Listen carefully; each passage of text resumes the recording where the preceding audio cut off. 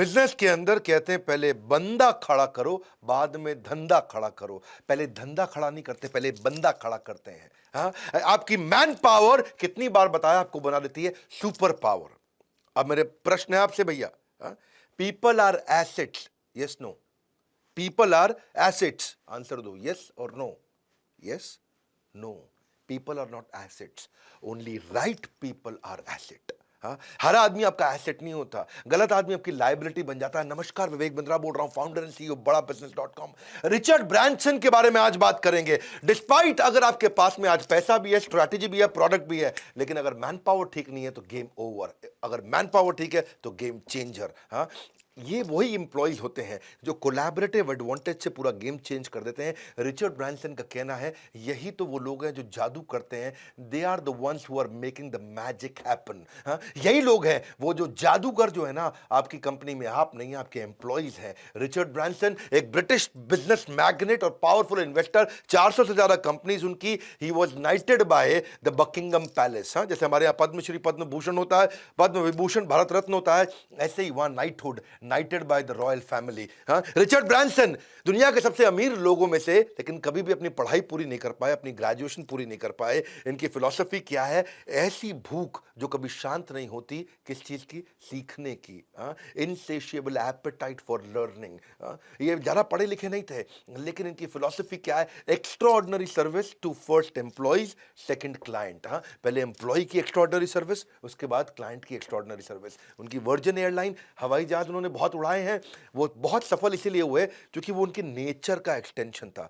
एक बात Richard Branson के बारे में बोली जाती है कि भाई रिचर्ड ब्रांसन अपने एम्प्लॉइज को लेकर के बहुत एम्पैथी रखते हैं। ये मानी जाती है उनके बारे में बात, ये कही जाती है कि अपने एम्प्लॉइज को लेकर के वो कुछ भी करने को तैयार हो जाते हैं। और जो प्रेम उन्होंने एम्प्लॉइज को दिया, वही हवाई जहाज में उनके क्रू ने प्रेम पैसेंजर्स को दिया है। जो उन्होंने अपने एम्प्लॉइज के लिए किया, वही उनके एम्प्लॉइज ने उनके कस्टमर के लिए किया। इसकी प्रॉब्लम क्या थी? डिसलेक्सिया से पीड़ित थे बचपन में, पढ़ लिख नहीं पाते थे, वही दिक्कत थी। लेकिन ये इनके फेवर में चला गया क्योंकि ये दो क्वालिटी बिल्ड कर पाए डिसलेक्सिया के चलते। पहली डेलीगेटर बने, दूसरी लिसनर बने। डेलीगेटर क्यों बने? पढ़ने लिखने में दिक्कत थी, तो खुद पढ़ते लिखते नहीं थे, खुद काम नहीं करते, दूसरों से कराते थे। उसके चक्कर में डेलीगेटर अच्छे बन गए, लोगों से काम कराया, ऑर्गेनाइजेशन बड़ी हो गई। दूसरी, ये अच्छे लिसनर थे। क्यों अच्छे लिसनर थे? क्योंकि अच्छे रीडर नहीं थे, पढ़ नहीं पाते थे। कहते तुम समझा दो मुझको, उस चक्कर में ध्यान से सुनते थे। अच्छे लिसनर बने तो एम्प्लॉयज बड़े खुश होगा, अरे बॉस हमारी सुनता है, अरे बॉस हमारी सुनता है। इस चक्कर में, ये दोनों क्वालिटी के चक्कर में कि दूसरों से काम कराना और उनको बहुत ध्यान से सुनना, उस चक्कर में उन्होंने अच्छी टीम भी बिल्ड कर दी और वहीं से ऑर्गेनाइजेशन ग्रो कर गई। इनकी एक सबसे फेमस फिलॉसफी जिसको मैं बहुत पसंद करता हूं, कहते हैं अपनी एम्प्लॉयज को इतनी ट्रेनिंग दे दो, इतनी ट्रेनिंग दे दो, अपने एम्प्लॉयज को इतनी ट्रेनिंग दे दो कि वो 2 गुना तनख्वाह पे उन्हें कोई भी हायर करके ले जाए। अच्छा, इंडिया में ये बात बोलो तो सन्नाटा छा जाता है। इतनी ट्रेनिंग दे दो एम्प्लॉय को कि 2 गुना तनख्वाह पे दूसरा आदमी हायर करके ले जाए, लेकिन उसके बाद उनको इतना प्रेम दो, इतना प्रेम दो कि 5 गुना तनख्वाह पे भी कभी छोड़ के ना जाए। हाँ, ये है मेन मुद्दा। ट्रेनिंग तो खूब दे दो कि डबल सैलरी पे भी चला जाए, डबल सैलरी को तुरंत मिल जाए, कोई भी आए डबल सैलरी पे उसको उठा के ले जाए, लेकिन प्रेम इतना दे दो कि 5 गुना सैलरी भी दे तो छोड़ के ना जाए। ये थी इनकी फिलॉसफी। रिचर्ड ब्रांसन के बारे में माना जाता है कि उनकी जो असली स्ट्रेंथ है ना, वो उनकी पढ़ाई लिखाई नहीं थी, उनकी असली स्ट्रेंथ उनकी टीम थी। ये he puts himself in his employees shoes, कहते हैं ना वो कहावत। उनके उनकी तरह सोचते थे, अपने एम्प्लॉयज की तरह, और तब उनकी इनसाइट को अपना इनसाइट, उनकी इंटेलिजेंस को अपनी इंटेलिजेंस बना लेते थे। इतना रिस्पेक्ट किया उनको कि पर्सनली मिलना हर एक से, उनको ध्यान से सुनना। इनके बारे में बोला जाता है द वॉक अबाउट, यानी कि मोडस ऑपरेंडी क्या है? Managing by walking around. ये केबिन में बैठने वाले आदमी नहीं है, इनको पसंद नहीं केबिन में बैठना, वहां घूम घूम के ऑफिस चलाना। रिचर्ड ब्रांसन पूरी दुनिया जानती है रिचर्ड ब्रांसन। समझ तो लो कौन है रिचर्ड ब्रांसन।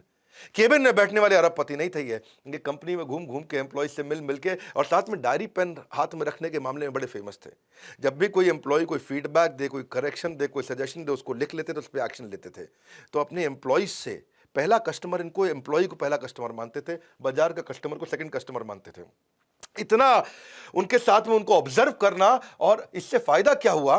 एम्प्लॉयज को यह लगा कि ये रिचर्ड ब्रांसन हमारी टीम के पार्ट है, ये नहीं कि दूर से केबिन से हमको देख रहे हो, टीम का हिस्सा बन गए हैं। वो फीलिंग ने एम्प्लॉयज को बहुत ओनरशिप का फीलिंग दिया। अगली लर्निंग आपको इनकी बताता हूं जो इनकी मां ने इनको बचपन में दी। इनका जो लीडरशिप स्टाइल है, वो उनकी माँ के कारण आया। हाँ, तो प्यारी माँ वो क्या कहती थी इनको, जब भी रिचर्ड ब्रांसन किसी के बारे में बुरा बोले, जब भी किसी के बारे में बुरा भला कुछ कहें, तो माँ क्या कहे, शीशे के सामने खड़े होकर कहो और अपने चेहरे को देखो।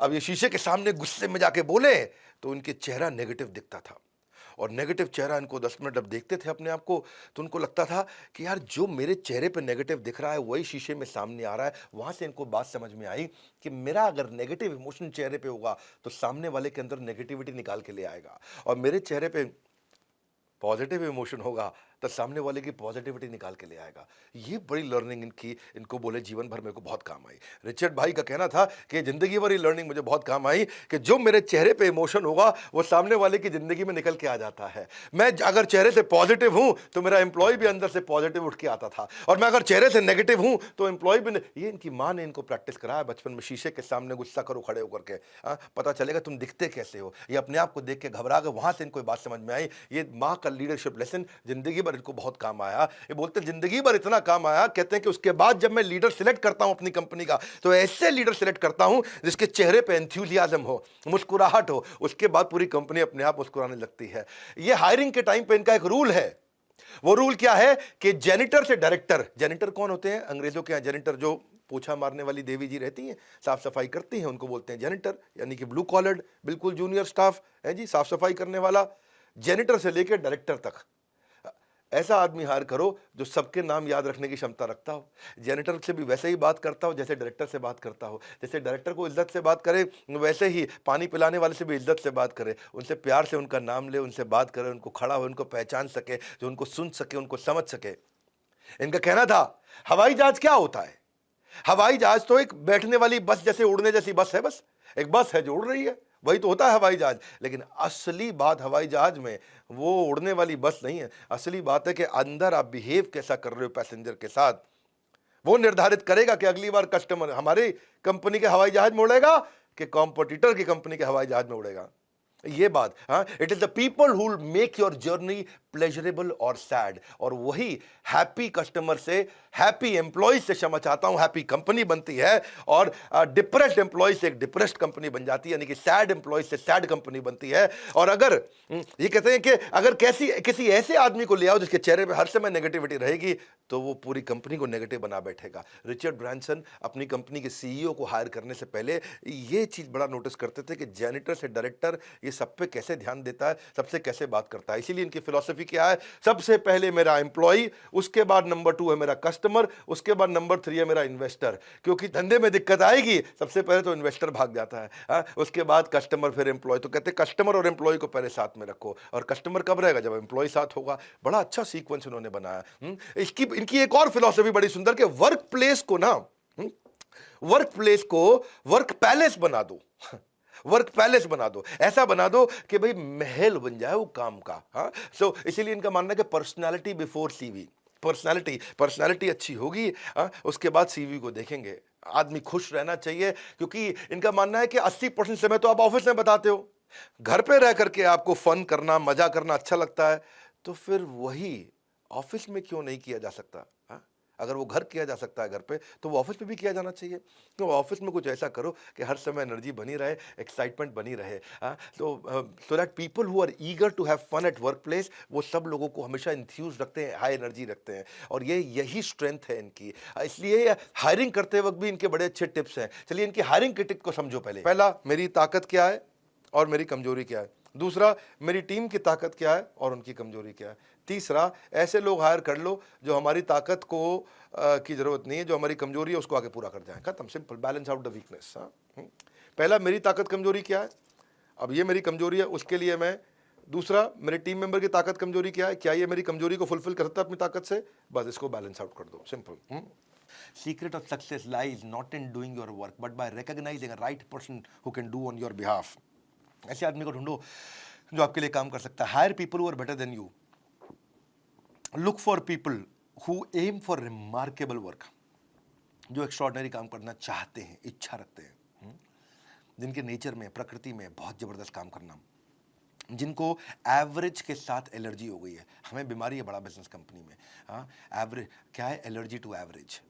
हमारे को बड़ी बीमारी है, हमारे को एकदम एलर्जी हो चुकी है एवरेज से। एवरेज काम नहीं करना, एक्स्ट्रॉर्डनरी करना है। ज़्यादा थोड़ा समय लगेगा, कोई बात नहीं, काम करेंगे एक्स्ट्रॉर्डनरी। मैं 5 पॉइंट का फॉर्मूला मेरा वाला देता हूँ, मैं क्या फॉर्मूला यूज़ करता हूँ।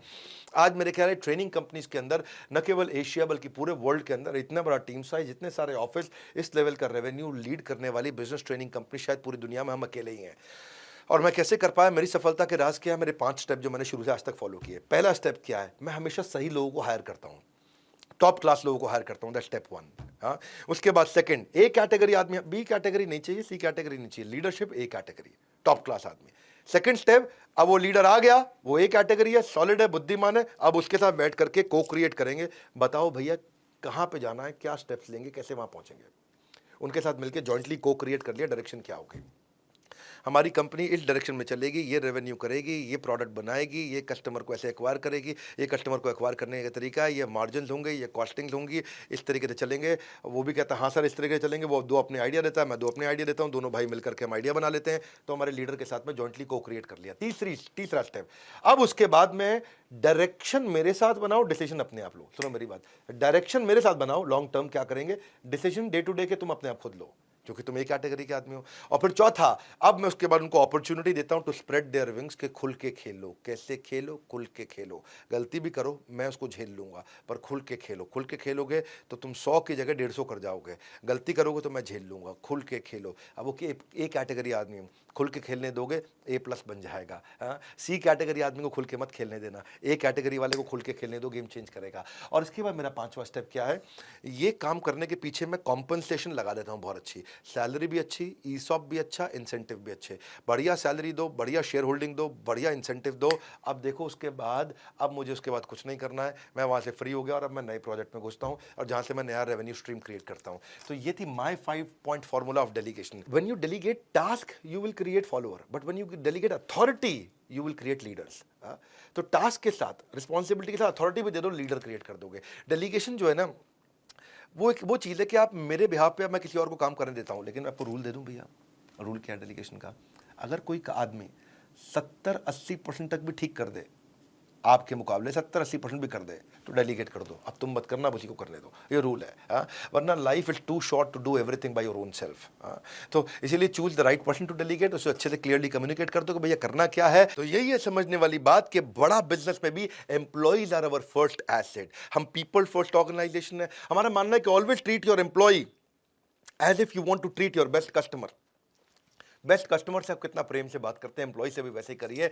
वही बात है जी, वर्क प्लेस को वर्क पैलेस बना दीजिए। वर्क लाइक प्रोफेशनल, लेकिन रिश्ता लाइक फैमिली है जी। काम करो प्रोफेशनल की तरह, रिश्ता बनाओ परिवार की तरह, तभी बात बनती है। ट्रांसपेरेंट, ओपन और रिवॉर्डिंग कल्चर होना चाहिए। इसीलिए हमारी कंपनी में हमने मेरिटोक्रेसी को सबसे ऊपर रखा है। मेरिट पे आगे बढ़ेगा भाई, ये नहीं कि चाचे का लड़का कि मामे का लड़का कहाँ से आ रहा है भैया, हमारे गाँव से आया है, वो नहीं चलेगा। अचीवर्स अवार्ड हमने लॉन्च किया with smile on face. Meritocracy का मतलब है कि भाई अगर तुम्हारे में दम है ना और तुम कुछ कर सकते हो, तो बड़ा बिजनेस छोड़ के जाने की जरूरत नहीं पड़ेगी जीवन में। हमारे यहाँ पे अचीवर्स अवार्ड जो है हर क्वार्टर में दिया जाता है एम्प्लॉयज़ को। और कैसे दिया जाता है, उनका डेटा पे दिया जाता है। कोई ये नहीं कि लड़का ठीक लग रहा है, ईमानदार लग रहा है शक्ल से, वैसा नहीं। सब कुछ डेटा ड्रिवन होता है, जिससे लोग बड़े मोटिवेटेड रहते हैं, एक्नॉलेज फील करते हैं, दे फील वैल्यूड और बड़ा अच्छा काम करते हैं। बड़ा बिजनेस में हम बहुत हायरिंग कर रहे हैं। मैं आपको हायरिंग से पहले ज़रा बता देता हूँ, अगर आपकी इच्छा है कि आप हमारी कंपनी में जॉब के लिए अप्लाई करना चाहते हैं, मेरे साथ मिलकर काम करना चाहते हैं, 2-3 बातें ध्यान से सुनिए कि एक एम्प्लॉय को हम फॉलोअर से कॉन्ट्रीब्यूटर और कॉन्ट्रीब्यूटर से टीम लीडर और टीम क्रिएटर तक लेके जाते हैं, और कैसे वो टॉप लेवल तक जाता है। हमारे यहाँ बहुत सारे एम्प्लॉयज ऐसे हैं जो कई सालों से हमारे साथ हैं, कभी छोड़ के नहीं जाते हैं। तो एक KPI ड्रिवन कंपनी बना दी है। उसको पहले से ही पता रहता है कि मैं क्या करूंगा, मुझे अवार्ड कैसे मिलेगा, मेरी ग्रोथ कैसे होगी, बड़ी क्लैरिटी रहती है। उसको 5 में से रेटिंग दिया जाता है हर क्वार्टर के अंदर। उसको वो खुद अपने आप को भी रेटिंग देता है, उसका बॉस भी उसको भी रेटिंग देता है। सब्जेक्टिविटी नहीं है, कंप्लीटली डेटा ड्रिवन है, कोई पर्सनल बायस हो नहीं सकता। ट्रांसपेरेंसी और विश्वास के चलते चलता है। हमने भी बड़ा प्रयास किया कि एम्प्लॉयज की हेल्थ पे भी ध्यान दे, वो बड़ा इंपॉर्टेंट है। इसलिए हमने कंपनी के अंदर बड़ा जिम भी क्रिएट किया है, बहुत सुंदर जिम है। कभी आप आएंगे, आप हमारे ऑफिस में इंटरव्यू देने, तो आप जाकर के जिम देखिएगा कैसा है। स्पोर्ट्स डे मनाते हैं, फैमिली डे मनाते हैं, एम्प्लॉयज़ की इंश्योरेंस करते हैं, उनको वैक्सीनेट करा के रखते हैं, सारे फेस्टिवल सेलिब्रेट करते हैं। और जब कोविड की वेव आई थी तो लोगों ने तनख्वाहें काटी, लोगों को नौकरी से निकाला, हमने लोगों की तनख्वाहें बढ़ाई, उनको इंसेंटिव दिया, वेरिएबल दिया, एक दिन आज तक तनख्वाह डिले नहीं करी। अगर 30 तारीख का महीना है तो 30 तारीख की दोपहर को तनख्वाह आ जाती है, ये नहीं कि 1 तारीख तक भी वेट कराएंगे। ये हमारी कंपनी में एक रूल है। अगर 28 फरवरी का महीना तो 28 तारीख को तनख्वाह मिल जाएगी। और हाँ, अगर 28 को संडे है और फोर्थ सैटरडे है उसके पहले, तो फिर फ्राइडे को यानी कि 26 को ही तनख्वाह मिल जाएगी। तनख्वाह हमारे यहाँ कभी डिले नहीं होती है, बिल्कुल फिक्स डे और फिक्स सैलरी तुरंत मिलती है। ये हमने शुरू से कल्चर ऐसा बनाया कि जितना बड़ा बिजनेस लें, जिससे मैं कोविड के टाइम पे अपने हमारे एम्प्लॉयज़ ने और हार्ड वर्क किया, कंपनी को थोड़ा कमा के दिया, ताकि हमने एक हॉस्पिटल भी बनाया था। बड़ा अच्छा लगा उन दिनों, पूरे हमारे एम्प्लॉयज़ ने मिलजुल के काम किया। आप अगर हमारी कंपनी में अप्लाई करना चाहते हैं तो technology, content, sales, leadership, managerial कई सारे रोल हैं। आप अपना रिज्यूमे भेज सकते हैं हमारे ईमेल एड्रेस पे। अगर आप टेक्नोलॉजी से हैं, PHP, product analyst, data scientist, data engineering, engineering manager, application develop करना जानते हैं, आप ऐप डेवलप करना जानते हैं, एंड्रॉइड, आईओएस, डेवऑप्स के हैं, या फिर आप सोशल मीडिया में जाना चाहते हैं, डिजिटल मार्केटिंग में आना चाहते हैं, आप कंटेंट के बारे में समझते हैं, कंटेंट की हमारे पास में 15-20 अलग-अलग प्रकार की पोजीशंस हैं। आप वीडियो बनाना जानते हैं, एडिटर हैं, एनिमेटर हैं, आप कॉपी राइटर हैं, सेल्स के ट्रेनर हैं, सेल्स करना जानते हैं, कॉल सेंटर में ज्वाइन करना चाहते हैं, गेस्ट कोऑर्डिनेशन करना चाहते हैं, careers@badabusiness.com, आइए हमारे यहाँ जाकर के ज्वाइन करिए। और रिचर्ड ब्रांसन की अमेजिंग स्टोरी, लोग, आप अगर एम्प्लॉई हैं तो अपने बॉस को भेज दीजिए, उसको भी दिखाइए वीडियो, हो सकता है वो बड़ा इंस्पायर्ड फील करें। अगर आपके पापा फैक्ट्री चलाते हैं, बिजनेस चलाते हैं, उनको भेजिए। और नहीं तो अपने कुछ दोस्तों में, अपने सर्कल में भेजिए, क्योंकि लोग छोड़ के चले जाते हैं, बड़ा परेशानी होती है छोटे बिजनेस के अंदर। ये आइडिया हो सकता है लोगों को काम आए। हमारे साथ जुड़े रहने के लिए, कमेंट बॉक्स में आके चर्चा करने के लिए, नए हैं तो सब्सक्राइब आपने कर दिया होगा, world's number 1 entrepreneurial YouTube channel. हमारे साथ जुड़े रहने के लिए आप सबका हृदय की गहराई से प्रेम पूर्वक बहुत बहुत धन्यवाद।